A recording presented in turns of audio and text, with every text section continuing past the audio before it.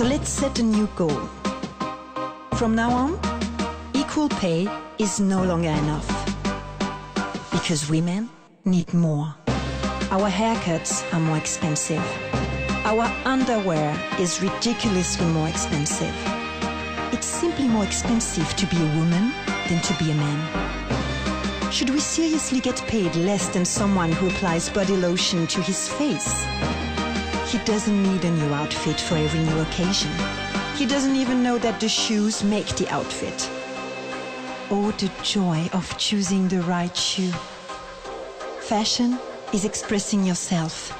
And what every stylish woman is expressing is that equal pay is not enough. Equal pay is not enough.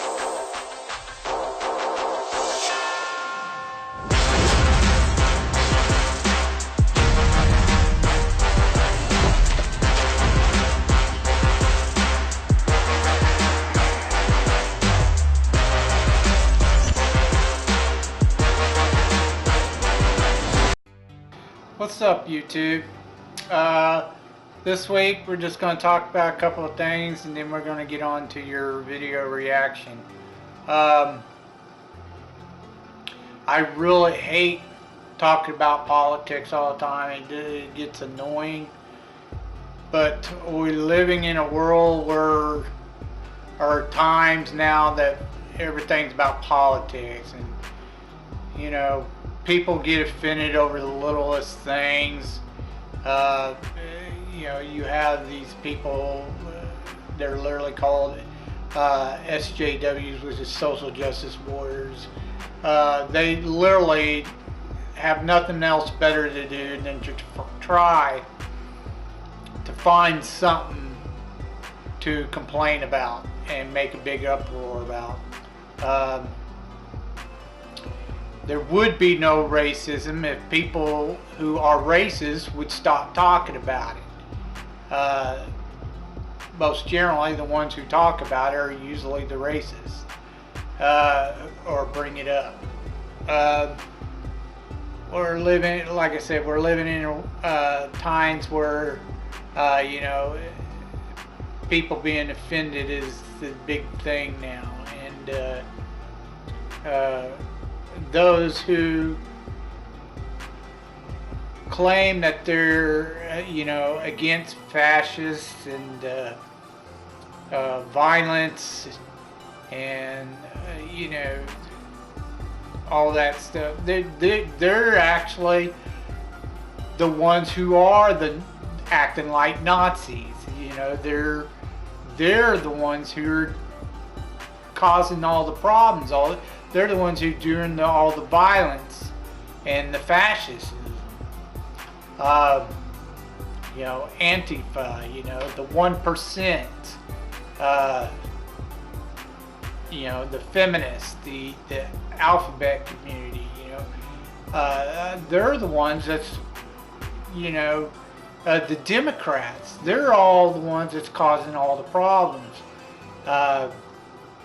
There was just a deal on the news, you know, how Trump went to Minnesota and held a rally, you know, spoke up there, and the ones outside that were protesting against the Trump rally was the ones causing a bunch of violence, and they were trying to start a riot. It didn't work, but they tried. You know, they've become what they claim that they're fighting against. So it's just gotten ridiculous. You know, you got these doctors who are, you know, playing on some of these parents and these little kids' fantasies or whatever, and then you know, having a mental problem, they go ahead and incite the mental problem, and they're manufacturing these sexual transitions in kids because it's big money. You know, they're raking in the dough by doing it, by going ahead and telling them their mental problem, mental dysphoria, whatever you want to call it, you know, is okay. That it's all right, you know. And that's wrong. It's absolutely wrong to do that. You got these pedophiles who are telling their parents, oh, it's okay, you know, they should learn about, you know, the gay community and everything. And then they're literally going to libraries and then playing with these kids sexually. And, you know, telling these parents it's okay. They're just learning, you know, about being gay or being a transsexual. That's wrong. Why would you allow a pedophile to do that to your kid? It's insane. You know, just there's some really whacked out crap that's going on nowadays. You know, of course, feminism is right in the mix of all that. You know, the big lie disease. You know, it's ridiculous. It's crazy. You know, we've got parents that are going and saying, hey, you know, we're going to put our mentally handicapped kid and put them on the stand in front of the UN and let them go off on them when they have no clue what they're talking about. So, you know, that's crazy. Why would you use your kid like that, especially if they have a mental problem? That's really, really bad. That's terrible. Terrible parents. But, like I said, it's just, this world's gone crazy. And the media just proliferates it. It's just ridiculous. But anyways, enough of that. One big thing that everyone should be excited about is the Joker, the new Joker movie, is just put Hollywood in their place. They've literally, the audience loves it. The people loves this movie. I went and seen it. It's awesome. That movie is awesome. I highly recommend going and seeing the Joker. It's really good. A lot of people complain that, well, he doesn't show criminal intelligence like he could stand up to Batman. Well, it's because it's an origin story. Of course he's not, you know, super criminal genius, whatever yet. He hasn't got to that stage yet.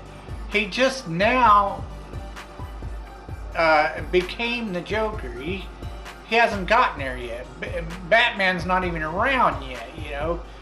Bruce Wayne's still a kid. So, yeah, it's going to take some time, and then he'll become the diabolical, criminal, intelligent, criminal mastermind everyone knows. But yeah, it's an awesome movie. Excellent movie. It really gets into depth of why he is what he is, you know. It's Joaquin Phoenix does an amazing job.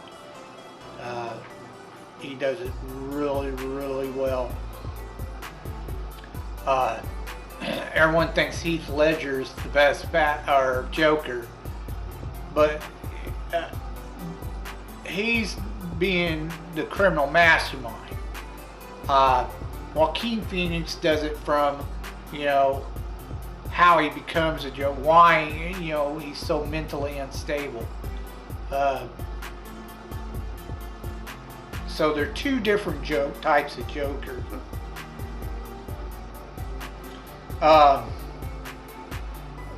Even if you think Heath Ledger's the best Joker ever, you know, Joaquin Phoenix does a pretty damn good job.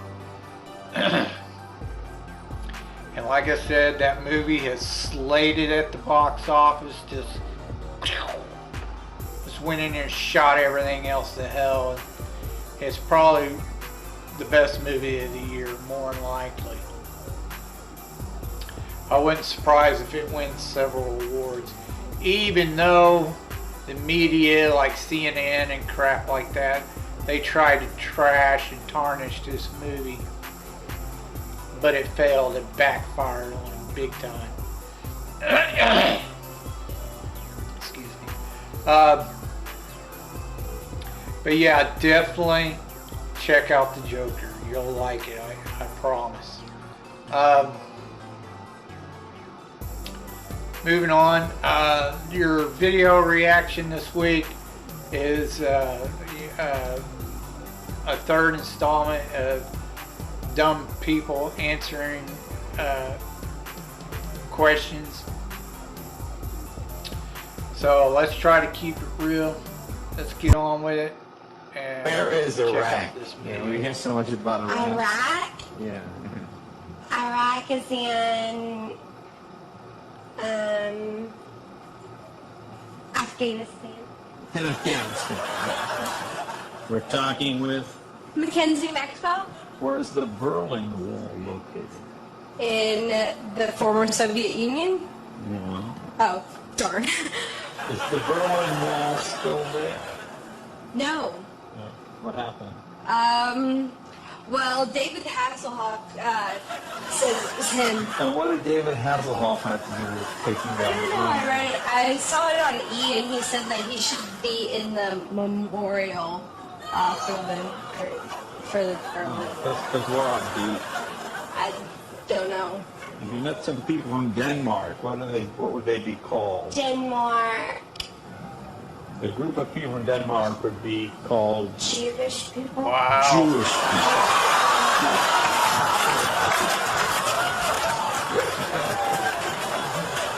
Where is the Outback? The Outback. Yeah, okay. The restaurant. Is there one around here? I don't know. I am an exhibit developer at the Adler Planetarium. Oh, so you work in a planetarium. This is perfect. Which of our planets is furthest from the sun? Jupiter. I mean, Pluto.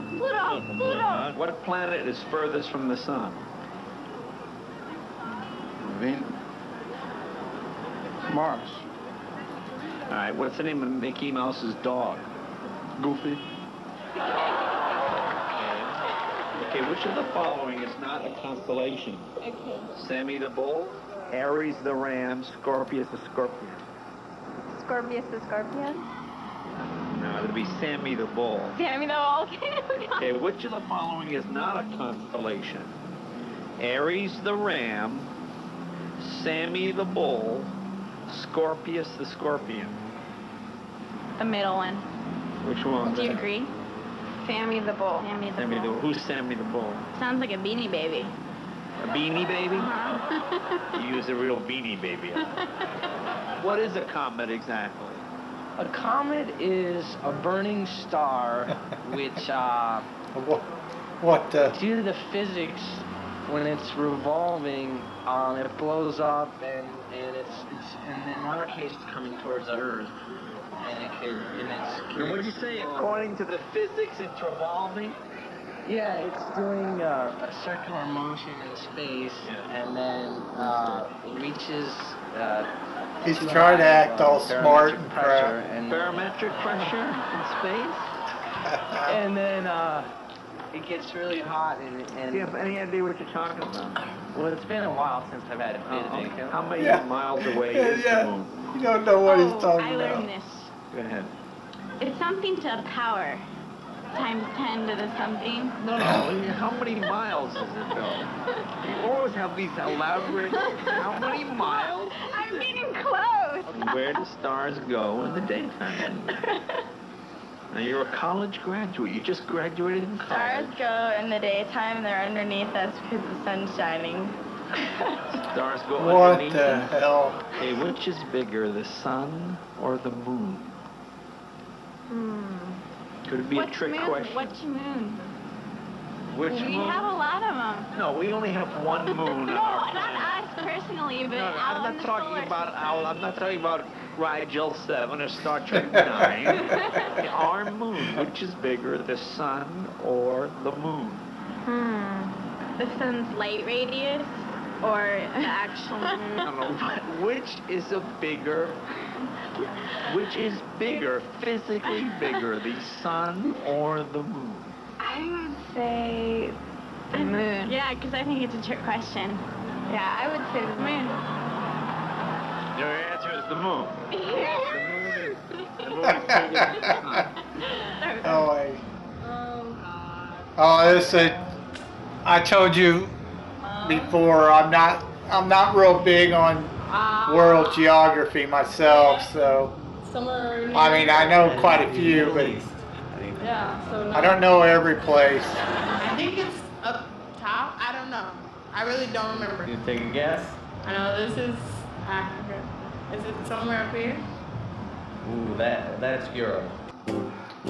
Oh, You know, what I'm the? really good at geography, but this is very embarrassing because I don't even remember where the North Korea is. Excuse me. Oh my gosh. Take a guess. Somewhere around here. Should we consider military action against North Korea? I believe so. And where is North Korea? What countries make up Great Britain?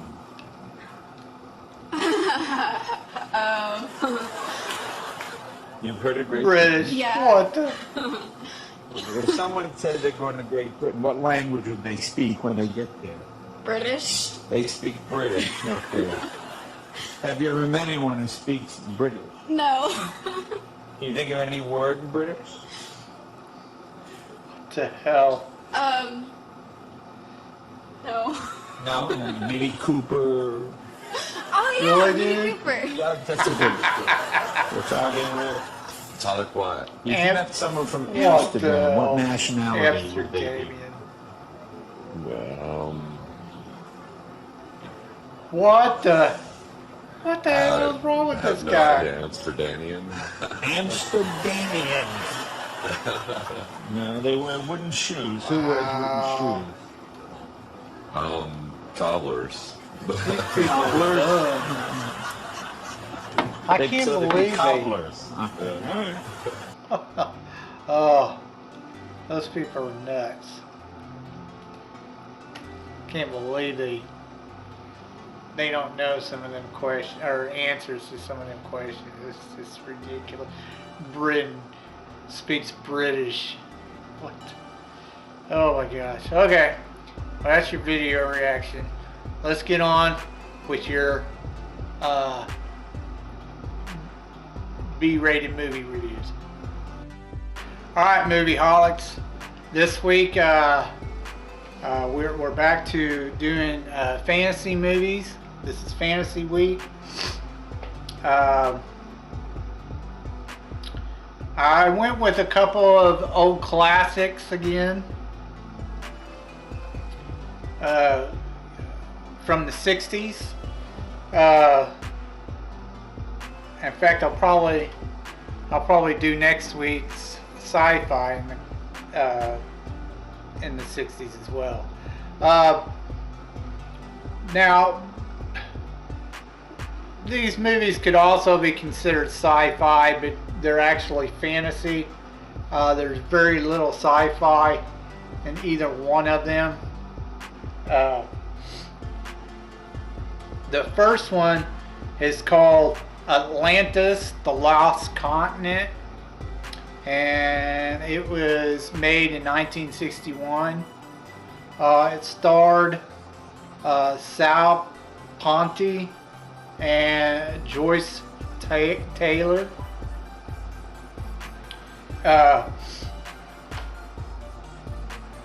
I couldn't find box office on this one.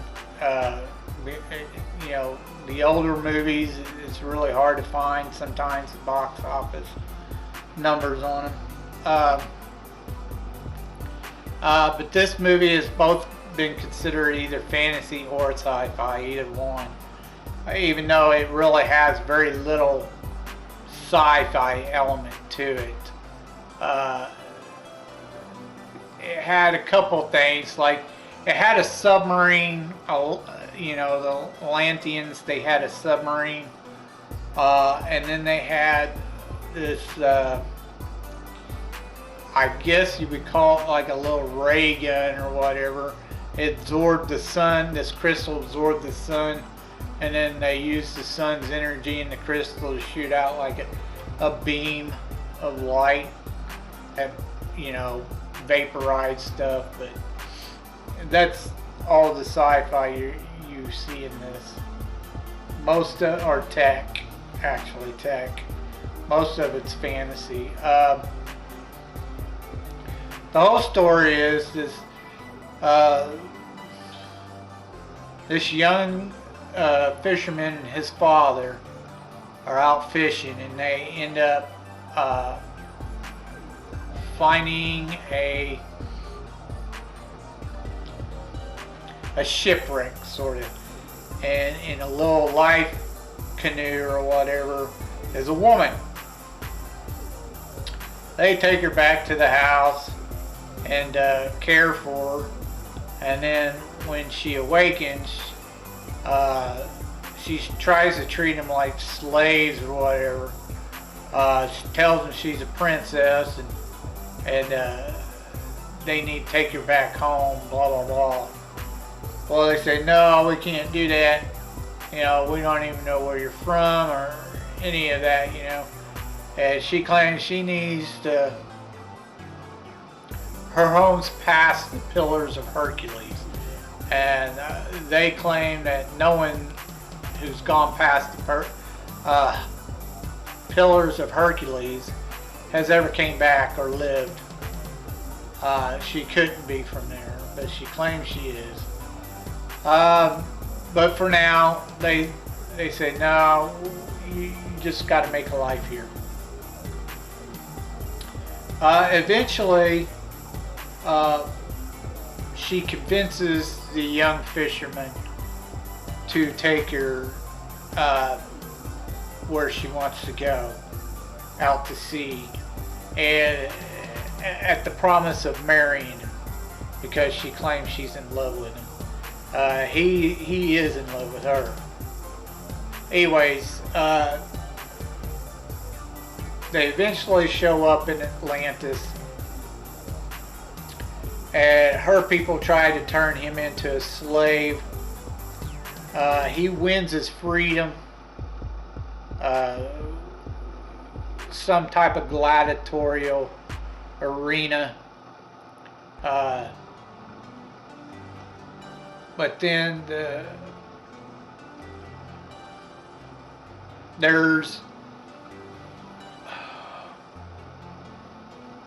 he's a royal citizen who's very close to the king, has been promised the princess's hand in marriage even though she does not love him.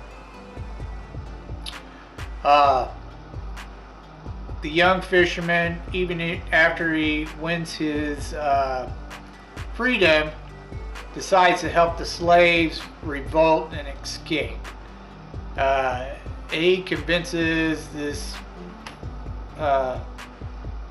royal citizen that's close with the king to, he gets him to believe that he's working for him or whatever, trying to help him out. When he turns, he's actually working against him. Towards the end of the movie, the volcano erupts, the island's going down, the people are dying, and him and the princess escape and basically live happily ever after. And that's basically the end of the movie. It wasn't bad, honestly. It was actually pretty good, decent movie. The acting was quite good. I liked the story. It wasn't, like I said, it really wasn't a bad movie. It was pretty good for a 60s movie. I give it 2 thumbs up. Check it out. You'll like it. The next one is called Jack the Giant Killer, and it's not the 2000 version. This one was done in 1962. I didn't realize there had actually been an earlier version, but apparently there was. However, the stories are way different, completely different. This one starred Kerwin Matthews and Judy Meredith. There was no box office numbers that I could find on it. However, the story, like I said, it's completely different from the remake, the 2000 remake. The story goes that there's an evil magician who has been banished from the land, the king's land. He was coincided with the giants. At the time, the giants were also banished. And it's been many, many years later. So most of the people have forgotten about what had happened. The evil magician shows up, gives the princess a present. It's her birthday. Nobody recognizes the evil magician at first. He gives her a little miniature giant, and then he throws a spell on the giant and it becomes larger. It kidnaps the princess, takes off with it. The giant and the princess show up on Jack's farm. Jack's father is long gone and dead. He's helping his mother on the farm. He ends up killing the giant, saving the princess. And then, you know, there was this dwarf that was trying to help the giant kidnap the princess, and he sails away, gets away. And Jack tells the giant, or the king, about him, and the king realizes who was actually, he realizes that the dwarf was part of the evil magician, with the evil magician.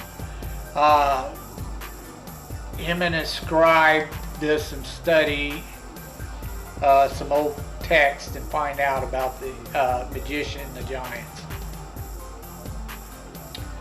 So the king decides to hide his daughter in hopes that the evil magician doesn't try to get a hold of her again. He asks Jack to help protect her. Jack does. He's been knighted now, so he decides to help the king. As his father once fought for him, now he's going to fight for him. So he decides to protect the princess. Of course, they're falling in love with each other. But anyways, the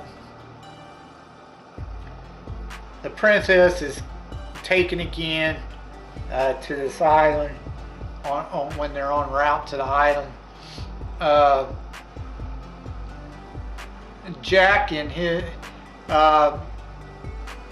is on board this vessel that gets demolished. This kid and Jack, they end up on a different vessel. I think he's like Scottish or a Viking or something, I don't know. Anyway, he ends up meeting this other guy and he takes him to the island. At some point in time, the Viking gets turned into a dog, the little boy gets turned into a monkey. They find this excuse me, this bottle's given to Jack that has a leprechaun in it, which does magic, which counteracts the evil magician's magic when he faces him. eventually he gets a hold of the princess, and they escape the island, and the evil magician is killed, and Jack sets the leprechaun free of his little genie prison, or it looks like a whiskey bottle. He breaks the glass to let the leprechaun go. The Viking guy, he goes back to being a Viking. He's no longer a dog. And the little boy that was part of the was the son of the captain of the first vessel. He becomes a boy again. He's no longer a monkey. And they make it back, and of course, you know, live happily ever after, and you know, Jack marries the princess, and that's pretty much the end of the movie. It wasn't bad for what it was. It was okay. It had its cheesy moments in there. Of course, the graphics weren't like superb or anything, but the acting was fairly decent. It wasn't a bad movie. Like I said, it's a completely different story than the remake, the 2000 remake. But it was a pretty decent movie. If you like older movies, I suggest you check it out because it's not that bad. And that's pretty much it. If you have any particular gems that I might have missed as far as movies go, B-rated movies, please leave some comments down below and give me the suggestions. I'll try to review it and let you know what I think about it.